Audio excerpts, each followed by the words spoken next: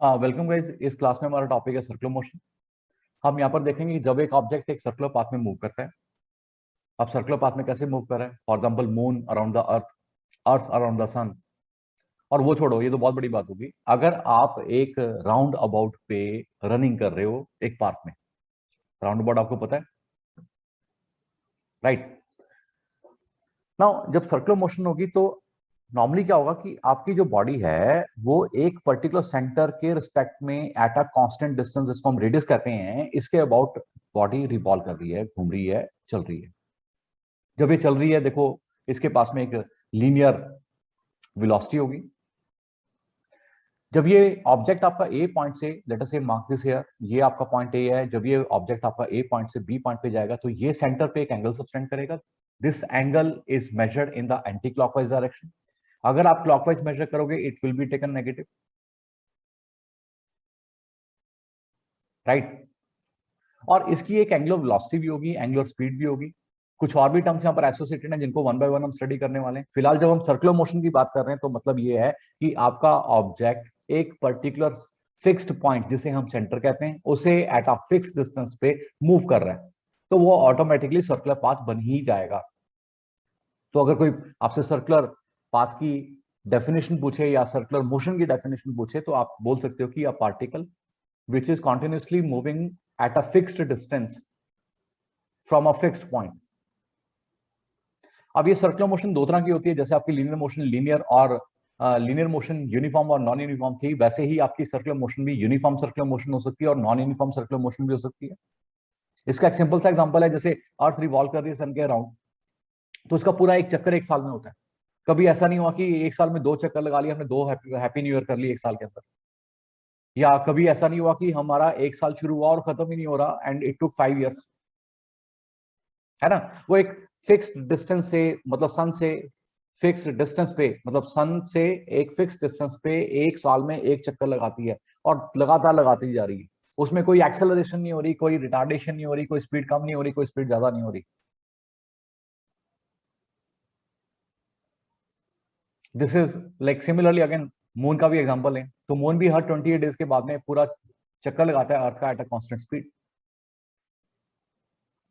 तो ऐसी मोशन को यूनिफॉर्म सर्कुलर मोशन कहते हैं। लेकिन हाँ, जहां पर हम सडनली स्पीड ज्यादा करते हैं, मतलब आपके सर्कुलर मोशन, आपने फॉर एग्जाम्पल आप साइकिलिंग कर रहे हो, आपके साइकिल का जो टायर है, अगर आप स्पीड ज्यादा करोगे उसकी स्पीड बढ़ जाएगी, तो आपने एक तरीके से उसको एक्सेलरेट किया है।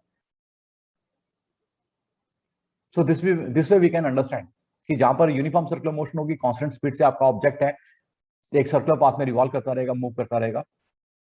और अगर स्पीड कांस्टेंट नहीं है तो उसकी स्पीड या तो बढ़ती रहेगी या कम होती रहेगी। पहले एक चक्कर वो जितने समय में लगा रहा था, अब वो एक चक्कर अगर एक्सेलरेट हो रहा है तो कम समय में लगाएगा, और एक्सेलरेट करोगे और भी कम समय में लगाएगा। और अगर रिटार्डेशन हो रही है तो आहिस्ता आहिस्ता स्लो डाउन होता रहेगा। तो सर्कुलर मोशन के भी दो फेज हम देखेंगे, यूनिफॉर्म सर्कुलर मोशन और एक नॉन यूनिफॉर्म सर्कुलर मोशन। यहां पर फिलहाल हम बात कर रहे हैं यूनिफॉर्म सर्कुलर मोशन की। तो आपका पार्टिकल ए पॉइंट से बी पॉइंट पे जा रहा है, ये इसकी लीनियर वेलोसिटी है। यहाँ पर जब भी आपने लीनियर वेलोसिटी बनानी है, वेलोसिटी वेक्टर क्वांटिटी है, तो जिस भी पॉइंट पे मुझे लीनियर वेलोसिटी बनानी है वहां एक टेंजेंट ड्रॉ कर दो। ये यहाँ पर टेंजेंट ड्रॉ कर रखी है। मान लो आपका पार्टिकल यहाँ पर पहुंच जाता है और मुझे यहाँ पर लीनियर वेलोसिटी की डायरेक्शन बतानी है, तो ये ऐसे होगी। यहाँ बतानी है तो ये ऐसे होगी।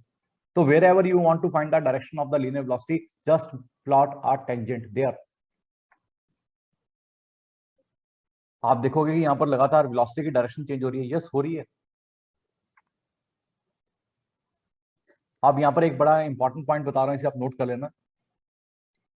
यूनिफॉर्म सर्कुलर मोशन में स्पीड भले ही कांस्टेंट हो सकती है। हो सकता है आपका, जब आप रनिंग कर रहे हो भाई, आप एक सर्कुलर पाथ में रनिंग कर रहे हो, राइट, आप एक फिक्स स्पीड पे रनिंग कर रहे हो 10 मीटर पर सेकंड पे, या साइकिलिंग कर रहे हो 10 मीटर पर सेकंड पे। आप जब यहाँ पहुंचे तब भी आपकी स्पीड 10 मीटर पर सेकंड है, यहाँ भी 10 मीटर पर सेकंड है, यहाँ भी 10 मीटर पर सेकंड है। अपना पूरा चक्कर इसी स्पीड से लगा लिया।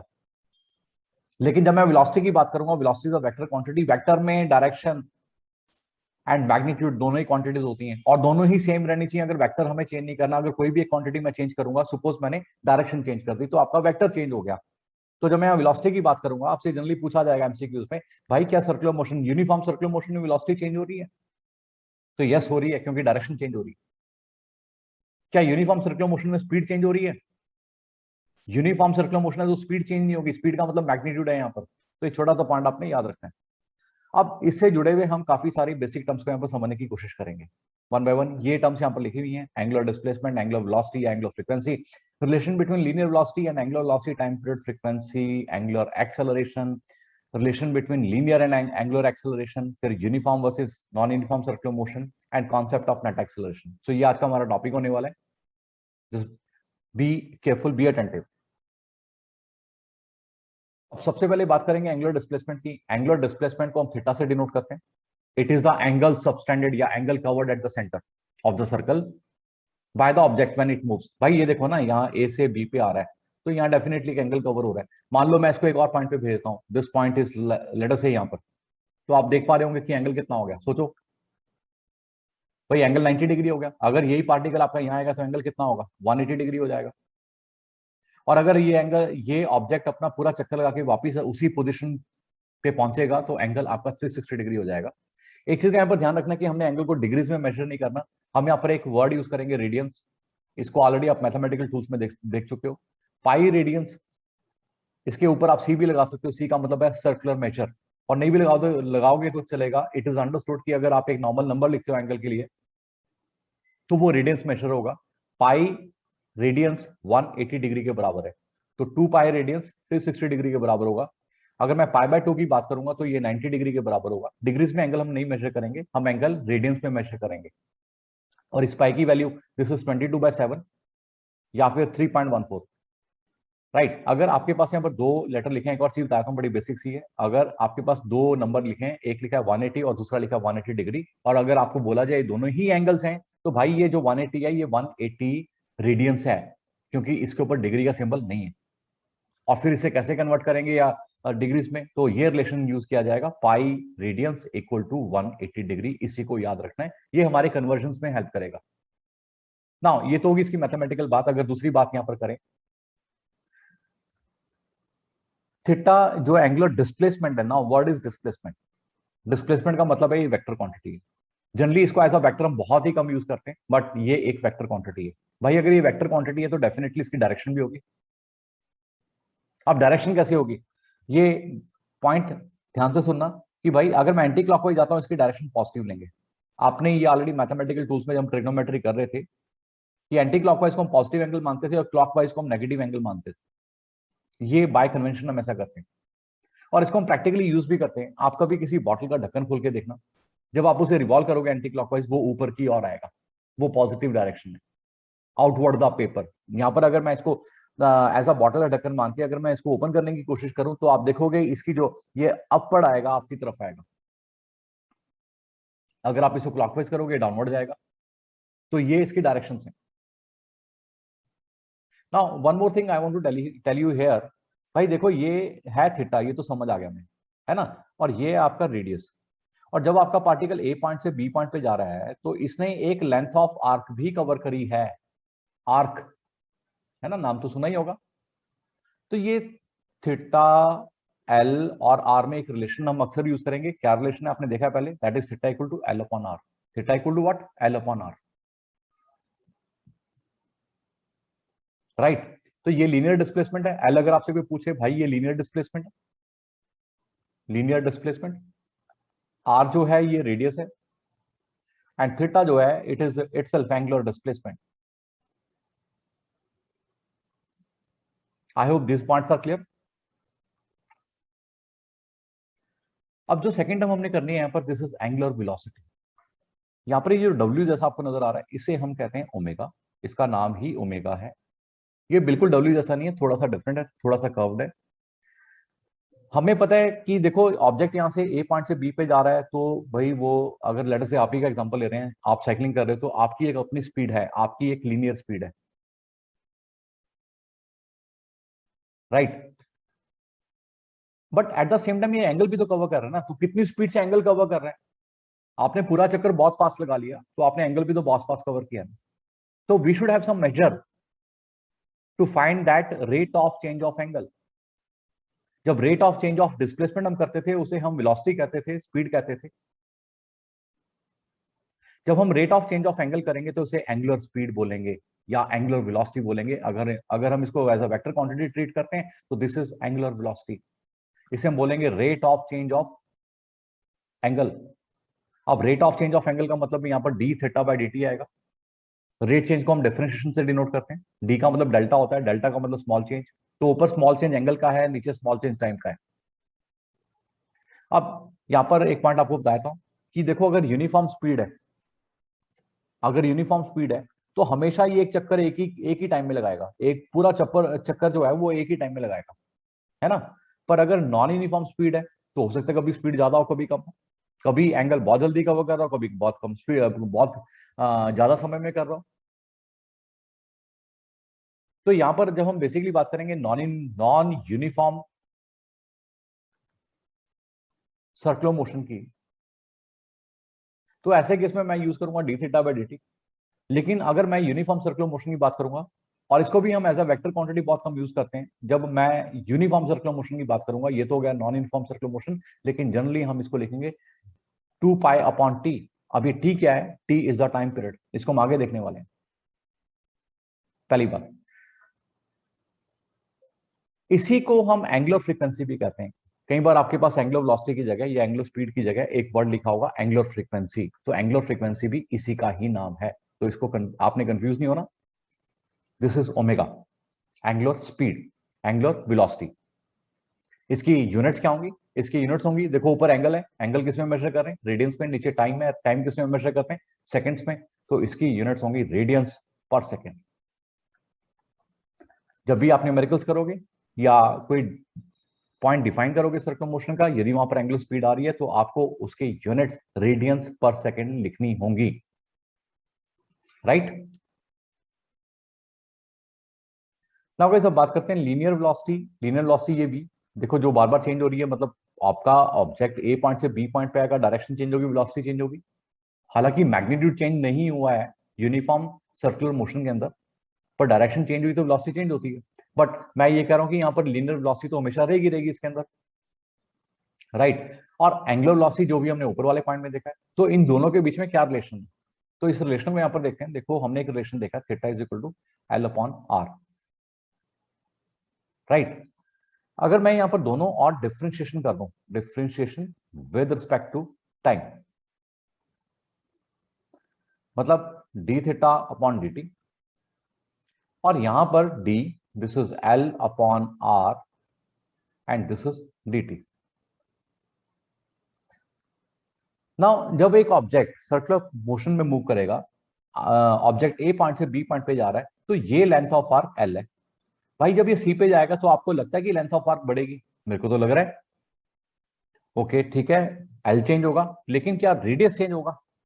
रेडियस तो नहीं चेंज होगा, क्योंकि यहां से भी कांस्टेंट डिस्टेंस है, यहां भी उतना ही डिस्टेंस था, और यहां पर भी उतना ही डिस्टेंस है। तो जो चीज चेंज नहीं होगी उसको आप इस एक्सप्रेशन से, डिफरेंशिएशन वाले पार्ट से बाहर निकाल दो। This is now D L upon D T. यहां पर आपका D theta by D T है। Now see, D theta by D T की जो वैल्यू है, ये तो हमने अभी करी थी भाई, ये तो ओमेगा होती है, और ये नीचे 1/r, और D L by D T, L आपकी लीनियर डिस्प्लेसमेंट है। अगर मैं इसको टाइम से डिफरेंशिएट कर रहा हूं या डिवाइड कर रहा हूं तो ये आपकी लीनियर वेलोसिटी हो जाएगी। तो लीनियर वेलोसिटी आपकी बनेगी आर ओमेगा।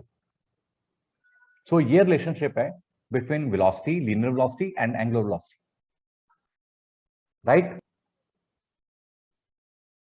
और अगर इसे हम वेक्टर फॉर्म में लिखें, क्योंकि वेलोसिटी भी आपकी वेक्टर है, ओमेगा भी वेक्टर है, और आर सर्टेनली आर डिस्प्लेसमेंट ये भी वेक्टर है, तो इसको हम वेक्टर फॉर्म में omega cross R, cross product से शो करेंगे, राइट गाइस।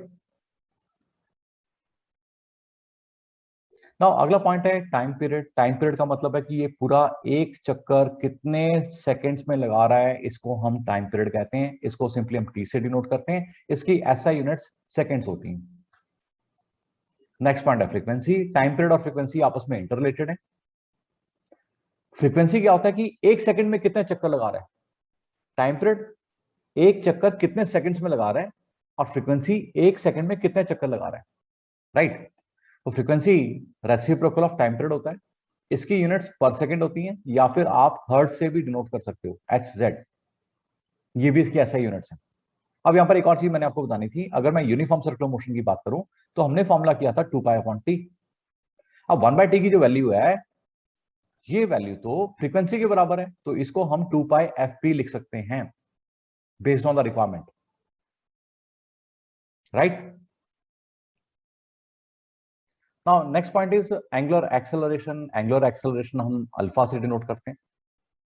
जैसे linear acceleration rate of change of velocity होती है, जो हमने लास्ट टॉपिक में भी देखा है, वैसे ही आपका एंगुलर एक्सेलरेशन जो है rate of change of angular speed होगी या एंगुलर वेलोसिटी होगी, राइट। यहां पर मैं अगर ओमेगा की वैल्यू यहां पर डाल दो, ओमेगा आपका डी थीटा अपॉन dt था for non uniform circular motion, this will B और इसको हम लिख सकते हैं d2 थीटा। देखो d और d इनको कंबाइन कर दो, d2 थीटा, इसको बोलना ही हमने d2 थीटा है, d स्क्वायर थीटा नहीं बोलेंगे यहाँ पर। और नीचे dt और dt एक ही टर्म है, ये dt का स्क्वायर हो जाएगा। ये इसको रिप्रेजेंट करने का एक तरीका है। जब मैं एंगुलर एक्सेलरेशन की यूनिट्स की बात करूंगा, ये यूनिट्स होंगी रेडियंस पर सेकंड स्क्वायर, राइट।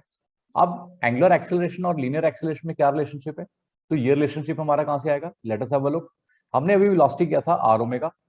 भाई अगर मैं यहाँ पर डिफरेंशिएशन कर दूं दोनों तरफ, D V by D T और यहाँ पर D R omega by D T, radius का हमें पता है चेंज नहीं होगा, ओमेगा चेंज हो रहा है, डीवी बाय डी टी आपकी एक्सेलरेशन है, और आर बाहर आ जाएगा, D omega by D T ये आपकी एंगुलर एक्सेलरेशन है। बड़ी छोटी सी टर्म है, linear acceleration equal to R into angular acceleration. और यदि इसी को हमें वेक्टर फॉर्म में लिखना है तो अल्फा आगे आ जाएगा, alpha cross R, this will be the relationship. Now ये एक्सेलरेशन की डायरेक्शन कौन सी होगी, जब मैं ए की बात कर रहा हूं, मैं लीनियर एक्सेलरेशन की बात कर रहा हूं, तो ये डायरेक्शन कौन सी होगी, तो ये पॉइंट यहां पर ध्यान से देखते हैं हम। देखो जिस डायरेक्शन में आपकी वेलोसिटी है उसी डायरेक्शन में आपकी ये एक्सेलरेशन भी आएगी। इस एक्सेलरेशन का फॉर्मूला आपका इस एक्सेलरेशन को हम कैसे डिनोट करते हैं, हम इसको एटी से डिनोट करते हैं। ये जो एक्सेलरेशन मैंने यहां पर लिखी है दिस इज एटी, क्योंकि ये एक्सेलरेशन अलोंग द टेंजेंट है। अगर यूनिफॉर्म सर्कुलर मोशन होगी जिसमें ओमेगा लगातार कांस्टेंट है, ओमेगा चेंज नहीं हो रहा, तो किसी प्रकार की एंगुलर एक्सेलरेशन नहीं होगी। अगर एंगुलर एक्सेलरेशन नहीं होगी तो एटी आपका जीरो हो जाएगा, राइट। तो यूनिफॉर्म सर्कुलर मोशन है, एटी जीरो होगा। यूनिफॉर्म सर्कुलर मोशन नहीं है मतलब वहां पर एंगुलर एक्सेलरेशन भी मौजूद है और टेंजेंशियल एक्सेलरेशन भी मौजूद है, तो वो नॉन जीरो होगी। और मेन पॉइंट यहां पर है कि जो टेंजेंशियल एक्सेलरेशन है वो हमेशा अलोंग द टेंजेंट होगी, जिस डायरेक्शन में वेलोसिटी है उस डायरेक्शन में आपकी टेंजेंशियल एक्सेलरेशन होगी, राइट। अब हम बात करेंगे uniform versus non uniform circular motion की। एक बड़ी इंपॉर्टेंट चीज मैं यहाँ पर आपको बता रहा हूँ। देखो एक तो अभी हमने बात करी थी टेंजेंशियल एक्सेलरेशन की, लेकिन टेंजेंशियल एक्सेलरेशन के साथ में एक और बात यहाँ पर कर रहे हैं। देखो लगातार आपके ऑब्जेक्ट की जो वेलोसिटी है ये चेंज हो रही है। क्यों चेंज हो रही है, क्योंकि डायरेक्शन चेंज हो रही है। अगर वेलोसिटी चेंज होती है तो एक्सेलरेशन होगी ही होगी, राइट। अगर वेलोसिटी चेंज हो रही है तो एक्सेलरेशन होगी होगी, लेकिन यहाँ पर कौन सी वाली वेलोसिटी है, वेलोसिटी क्यों चेंज हो रही है, क्योंकि डायरेक्शन चेंज हो रही है। तो यहां पर लगातार एक सेंट्रीपिटल एक्सेलरेशन काम कर रही है।